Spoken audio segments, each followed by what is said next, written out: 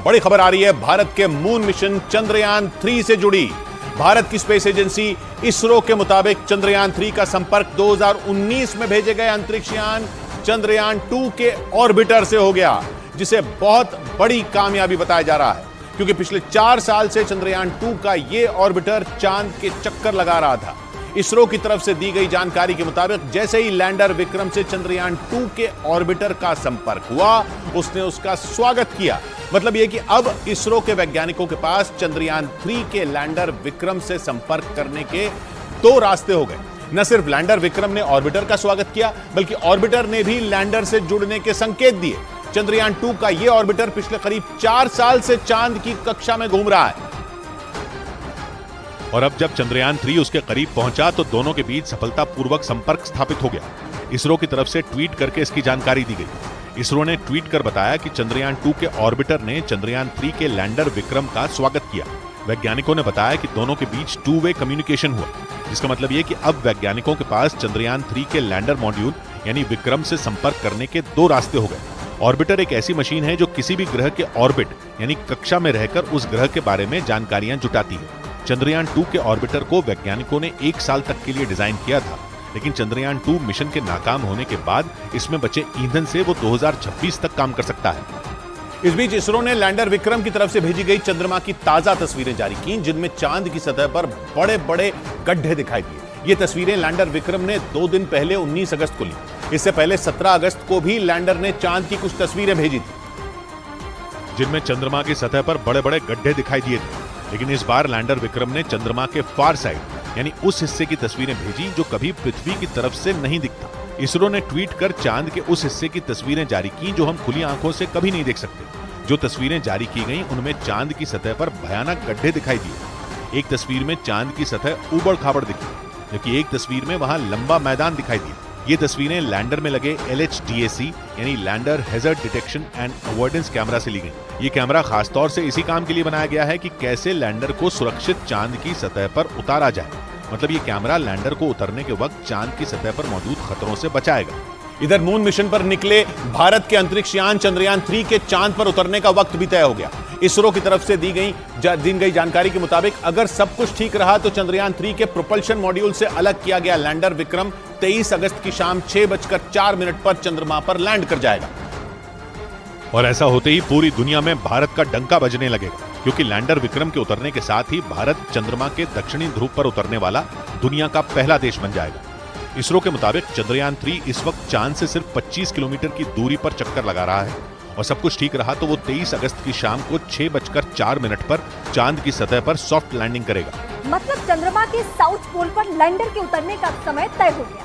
इसरो ने यह भी जानकारी दी कि चंद्रयान 3 के प्रोपल्शन मॉड्यूल से अलग होने के बाद से लैंडर विक्रम सही स्थिति में है और वो सामान्य ढंग से काम कर रहा है। और इसरो के मुताबिक अगर तय समय पर यानी 23 अगस्त की शाम को लैंडर विक्रम की चांद पर लैंडिंग नहीं हुई तो उसे वहां उतरने के लिए लंबा इंतजार करना पड़ेगा, क्योंकि 23 अगस्त को मून पर लूनर डे यानी चांद का एक दिन की शुरुआत हो जाएगी।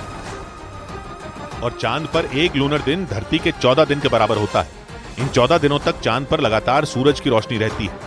इसरो की तरफ से दी गई जानकारी के मुताबिक लैंडर विक्रम में जो मशीनें लगी हैं उनकी लाइफ एक लूनर दिन यानी 14 दिन की है, क्योंकि ये सोलर पावर से चलते हैं, इसीलिए इन्हें काम करने के लिए सूरज की रोशनी चाहिए। और अगर किसी वजह से 23 अगस्त को लैंडर विक्रम चांद पर लैंड नहीं कर पाता है तो वो अगले दिन फिर से कोशिश करेगा, और अगले दिन भी उसे कामयाबी नहीं मिलती है तो उसे 29 दिन यानी करीब 1 महीने का इंतजार करना पड़ेगा, जो एक लूनर डे और एक लूनर नाइट के बराबर है।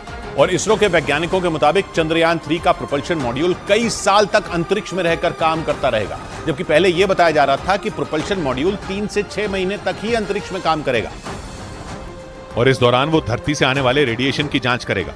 17 अगस्त को अंतरिक्ष यान चंद्रयान 3 के प्रोपल्शन मॉड्यूल को सफलतापूर्वक विक्रम लैंडर से अलग किया गया था। उस दौरान उसकी लाइफ 3 से 6 महीने बताई जा रही थी, लेकिन इसरो की तरफ से दी गई जानकारी के मुताबिक प्रोपल्शन मॉड्यूल 6 महीने नहीं बल्कि कई साल तक अंतरिक्ष में काम करता रहेगा। इसरो के मुताबिक 14 जुलाई को चंद्रयान 3 की लॉन्चिंग के दौरान प्रोपल्शन मॉड्यूल में करीब 1700 किलो ईंधन था। इसके बाद प्रोपल्शन मॉड्यूल के जरिए ही पृथ्वी के चारों तरफ 5 बार ऑर्बिट बदली गई और 6 बार इंजन ऑन किया गया था। इस दौरान 1546 किलो ईंधन खत्म हो गया। मतलब प्रोपल्शन मॉड्यूल में करीब 150 किलो ईंधन बचा है। और इसरो के वैज्ञानिकों ने दावा किया कि बचे हुए ईंधन से वो कई साल तक अंतरिक्ष में रहकर काम कर सकेगा। हालांकि अभी पूरी दुनिया की नजर चंद्रमा की सतह पर चंद्रयान 3 की सॉफ्ट लैंडिंग पर है, लेकिन इस मिशन की असली कामयाबी रोवर प्रज्ञान पर टिकी है। ये रोवर अभी लैंडर विक्रम के अंदर है, जो करीब 25 किलोमीटर की दूरी पर चंद्रमा का चक्कर लगा रहा है।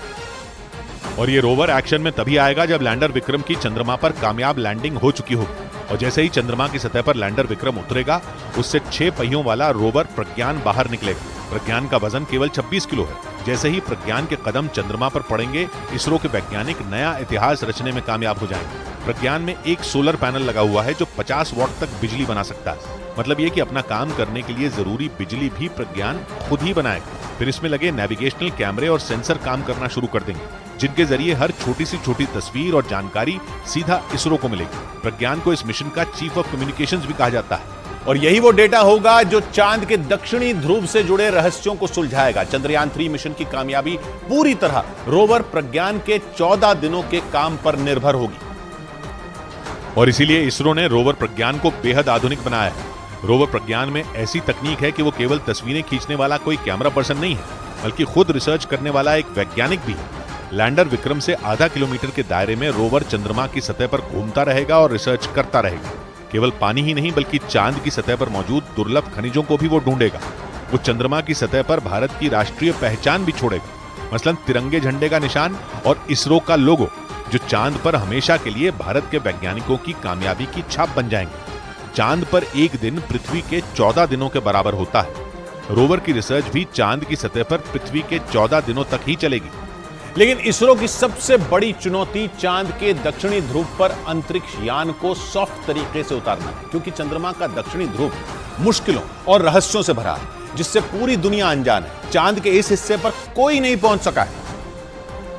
लेकिन भारत का चंद्रयान 3 चांद के दक्षिणी ध्रुव पर लैंड करके चांद की जमीन पर इतिहास रचने वाला है। भारत का अंतरिक्ष यान चंद्रयान 3 चांद पर जिस जगह पर उतरेगा, वहां आज तक दुनिया का कोई भी देश नहीं पहुंच पाया है। क्योंकि चांद का दक्षिणी ध्रुव वो हिस्सा है जहां पर कई उबड़ खाबड़ और जोखिम भरे इलाके भी हैं। एक रिपोर्ट के मुताबिक वहां इतनी बड़ी खाइयां हैं जिनमें हिमालय भी समा जाए। इसके अलावा वहां चांद की दूसरी जगह के मुकाबले अंधेरा ज्यादा है, जिससे वहां किसी भी अंतरिक्ष यान को उतरने में दिक्कत होती है। यही नहीं, रात के वक्त वहां का तापमान -230 डिग्री तक गिर जाता है, जिस वजह से ये चांद के दुर्लभ इलाकों में एक है। हालांकि वैज्ञानिकों के मुताबिक चांद के दक्षिणी ध्रुव पर पानी मिलने की संभावना सबसे ज्यादा है। और इसरो के मुताबिक मून मिशन की सबसे बड़ी चुनौती लैंडर की डी बूस्टिंग को सफलतापूर्वक पूरा कर लेना है। मतलब लैंडर विक्रम चांद पर उतरने के लिए पूरी तरह तैयार होगा। डी बूस्टिंग वो प्रक्रिया है जिसके जरिए अंतरिक्ष यान की रफ्तार कम की जाती है, ताकि लैंडर क्रैश न हो और वो सुरक्षित तरीके से चंद्रमा की सतह पर उतर सके। क्योंकि अगर स्पीड ज्यादा हुई तो चंद्रमा के दक्षिणी ध्रुव पर सॉफ्ट लैंडिंग नामुमकिन हो जाएगी। इसीलिए इसरो के वैज्ञानिकों के सामने लैंडर की स्पीड को कंट्रोल करना सबसे बड़ी चुनौती थी, जिसे सफलतापूर्वक पार कर लिया गया। लैंडर की रफ्तार कम करने को ही डी बूस्टिंग कहते हैं। इसके लिए लैंडर में लगे इंजन से थ्रस्टर फायर किए जाते हैं, जो अंतरिक्ष यान को उल्टी दिशा में धकेलते हैं, जिससे उसकी स्पीड कम हो जाती है। और इसरो के मुताबिक चंद्रयान 3 का आखिरी और फाइनल डी बूस्टिंग ऑपरेशन एक दिन पहले ही पूरा कर लिया गया। इस ऑपरेशन के बाद लैंडर की चंद्रमा से न्यूनतम दूरी 25 किलोमीटर और अधिकतम दूरी 134 किलोमीटर रह गई। इसरो ने जानकारी दी कि अब लैंडर की आंतरिक जांच होगी और जब तक चांद पर सूरज नहीं निकलेगा तब तक लैंडर को उतरने के लिए इंतजार करना पड़ेगा। और चंद्रयान 3 से पहले 22 जुलाई 2019 को इसरो ने मून मिशन चंद्रयान 2 लॉन्च किया था, जो सॉफ्टवेयर में गड़बड़ी की वजह से सितंबर 2019 में फेल हो गया था। चंद्रयान 2 का मकसद चंद्रमा पर ऑर्बिटर, लैंडर और रोवर को भेजना था। और सब कुछ ठीक भी चल रहा था, लेकिन आखिरी वक्त में लैंडर के क्रैश होने की वजह से चंद्रयान 2 मिशन फेल हो गया था। हालांकि चंद्रयान 2 का ऑर्बिटर सफलतापूर्वक चंद्रमा की कक्षा में प्रवेश कर गया था, लेकिन रोवर के साथ लैंडर चंद्रमा के दक्षिणी ध्रुव पर उतर नहीं सका था। इसरो के मुताबिक चंद्रयान 2 के लैंडर में 5 इंजन थे, लेकिन यान की रफ्तार कम करने के लिए उन इंजनों ने जरूरत से ज्यादा थ्रस्ट भर दिए, जिससे परेशानियां बढ़ गई। और मिशन नाकाम होने की दूसरी सबसे बड़ी वजह लैंडर के सॉफ्टवेयर का फेल होना बताया गया। एक रिपोर्ट के मुताबिक लैंडर का तेजी से मुड़ना सॉफ्टवेयर से कंट्रोल नहीं हुआ। ऊपर से अंतरिक्ष यान के उतरने के लिए वहां लैंडिंग साइट छोटी थी, जहां पहुंचने के लिए यान की स्पीड बढ़ाई गई, जो लैंडर के लिए घातक साबित हुआ। उधर रूस का मिशन लूना 25 लैंडिंग से पहले ही क्रैश हो गया। इस मिशन के जरिए रूस का स्पेसक्राफ्ट पहली बार चांद के दक्षिणी ध्रुव पर उतरने वाला था। चांद का दक्षिणी ध्रुव रहस्यों से भरा माना जाता है, लेकिन वहां पहुंचना सबसे ज्यादा मुश्किल है, क्योंकि वहां न तो सूरज की रोशनी है और न ही यान के उतरने के लिए समतल जगह है। इन सब के बावजूद रूस ने यह जोखिम उठाया। लेकिन लैंडिंग से पहले ही रूसी स्पेसक्राफ्ट लूना 25 का संपर्क टूट गया। रूस की स्पेस एजेंसी के मुताबिक लैंडिंग से पहले ऑर्बिट बदलते वक्त अचानक लूना 25 ने ठीक ढंग से काम करना बंद कर दिया, जिससे वो कंट्रोल से बाहर होने लगा और फिर कुछ ही देर बाद वो क्रैश हो गई। रूस के मीडिया के मुताबिक अंतरिक्ष वैज्ञानिक लूना 25 में हुई गड़बड़ी का समय से पता लगा पाने में कामयाब नहीं हो सके और आखिरकार उनका मिशन फेल हो गया। इस मिशन के लिए रूस ने बड़ी तैयारी की थी। उसने 1976 के बाद पहली बार अपना स्पेसक्राफ्ट चांद के लिए रवाना किया था और रूस का लूना 25 अपने साथ एक लैंडर भी लेकर गया था, जो चांद पर सॉफ्ट लैंडिंग मतलब सुरक्षित तरीके से उतरने के बाद वहां 1 साल तक अपने मिशन को अंजाम देने वाला था। इस दौरान रूस की स्पेस एजेंसी वहां पानी की खोज समेत कई दूसरी रिसर्च भी करने वाली थी, लेकिन ऐसा हो नहीं पाया और 11 अगस्त को लॉन्च हुआ रूस का मून मिशन नाकाम हो गया। रूस की स्पेस एजेंसी ने लूना 25 को सुरक्षित लैंड कराने की पूरी कोशिश की, लेकिन अपने तय वक्त यानी 21 अगस्त को वो चांद पर नहीं उतर सका। इस नाकामी के पीछे कई कारण रहे। रूस की स्पेस एजेंसी के मुताबिक लूना 25 को चांद की कक्षा में दाखिल कराने की कोशिश की गई ताकि वो चांद के दक्षिणी ध्रुव की सतह के करीब पहुंच सके। इसके बाद लूना 25 की रफ्तार कम करने की कोशिश शुरू की गई, जिसे डीबूस्टिंग कहते हैं। इस प्रक्रिया के लिए थ्रस्टर फायर किए गए, जो अंतरिक्ष यान को उल्टी दिशा में धकेलते हैं, जिससे उसकी रफ्तार कम हो जाती है।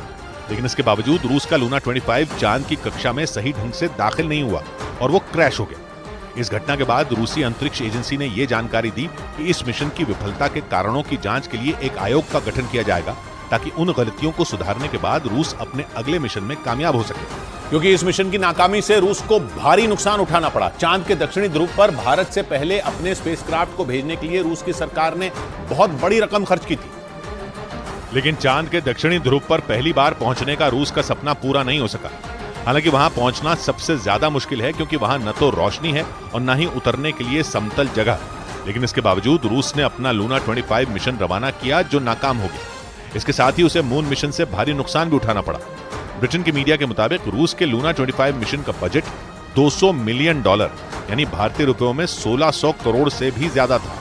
लेकिन इस मिशन के फेल होने से रूस के हाथ कुछ भी नहीं लग सका। दावा है कि रूस ने चांद के दक्षिणी ध्रुव पर सबसे पहले पहुंचने के लिए ही इतना पैसा खर्च किया था, क्योंकि माना जाता है कि चांद के दक्षिणी ध्रुव पर बर्फ के रूप में पानी मौजूद हो सकता है। ये दावा अमेरिका की स्पेस एजेंसी नासा भी 2018 में कर चुकी है। इस बीच अंतरिक्ष विशेषज्ञों का दावा है कि यूक्रेन जंग की वजह से रूस का मून मिशन लूना 25 फेल हो गया। दावा किया गया कि यूरोप के देशों ने ही पुतिन के सपने को चकनाचूर कर दिया, क्योंकि यूक्रेन जंग की वजह से पुतिन ने यूरोप के कई देशों को अपना दुश्मन बना लिया। अंतरिक्ष विशेषज्ञों के मुताबिक इसीलिए यूरोप की स्पेस एजेंसी ने रूस के मून मिशन के रवाना होने से पहले उसमें ऐसी गड़बड़ी कर दी, जो बाद में इस मिशन की नाकामी की सबसे बड़ी वजह बन गई। यूरोपियन स्पेस एजेंसी का इसके अंदर एक इंस्ट्रूमेंट था, उन्होंने वो निकाल लिया क्योंकि यूक्रेन वॉर शुरू हो गया। इस बीच ब्रिटेन के मीडिया ने दावा किया कि रूस के राष्ट्रपति पुतिन को इस तकनीकी खामी की जानकारी पहले से थी, लेकिन इसके बावजूद उन्होंने लूना 25 को भेजने का जोखिम उठाया।